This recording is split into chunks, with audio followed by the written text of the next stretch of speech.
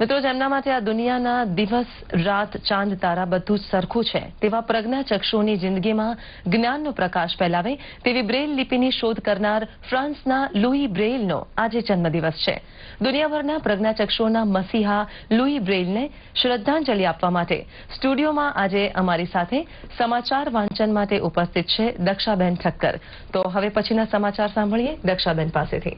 નમસ્કાર. મહેસાણા જિલ્લાના વિસનગર ખાતે આજે જૈન સમાજે મૌન રેલી કાઢીને વિહાર કરતા સાધુઓના અપમૃત્યુ અંગે સરકારની બેકાળજી પ્રત્યે વિરોધ વ્યક્ત કર્યો હતો.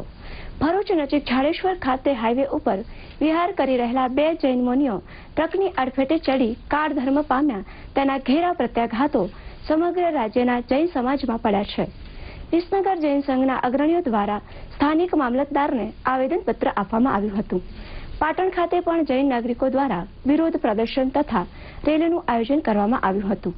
જૈન આગેવાનોએ વેદના વ્યક્ત કરી હતી કે જે કોઈને નડતા નથી તેવા જૈન સાધુઓને વિહાર દરમિયાન અડફેટે લેતા વાહન ચાલકો સામે દાખલો બેસે તેટલી સખત કાનૂની કાર્યવાહી કરવી જોઈએ.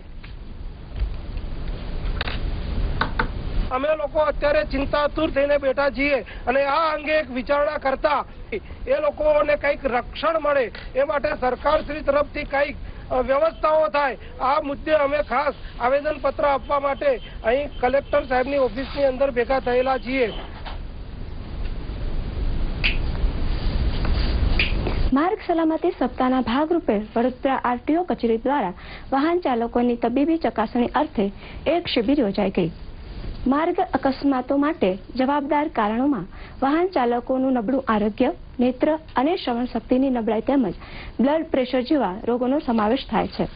વિનામૂલ્યે ચકાસણી અર્થે યોજાયેલી શિબિરમાં 141 વાહન ચાલકોએ ભાગ લીધો હતો, જ્યારે 101 જેટલા વાહન ચાલકોને ચશ્માનું વિતરણ કરવામાં આવ્યું હતું. અન્ય બીમારી ધરાવતા વાહન ચાલકોનું ઉપચાર અંગે તબીબી માર્ગદર્શન આપવામાં આવ્યું હતું.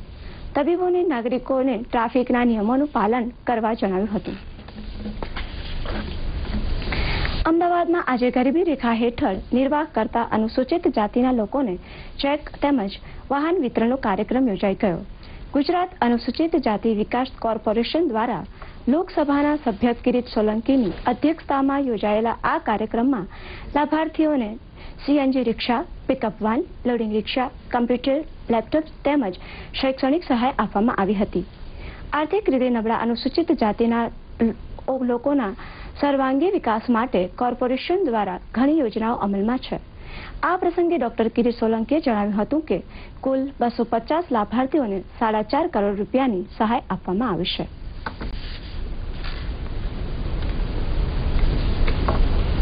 અહીંયા ગરીબોના વિકાસ પેટે 250 લાભાર્થીઓને લગભગ 4.5 કરોડ કરતા વધારે રકમથી અત્યારે વસ્તુઓનું લાભાર્થીઓને વિતરણ કરવામાં આવી છે.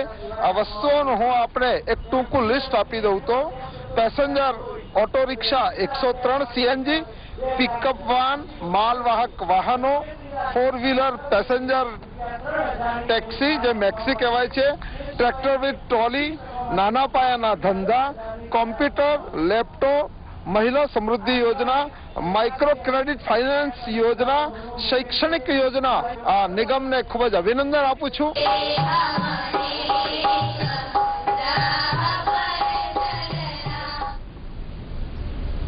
ખૂબ ખૂબ ધન્યવાદ અને આભાર દક્ષાબેન આપનો. સમાચારોમાં આગળ વધીએ.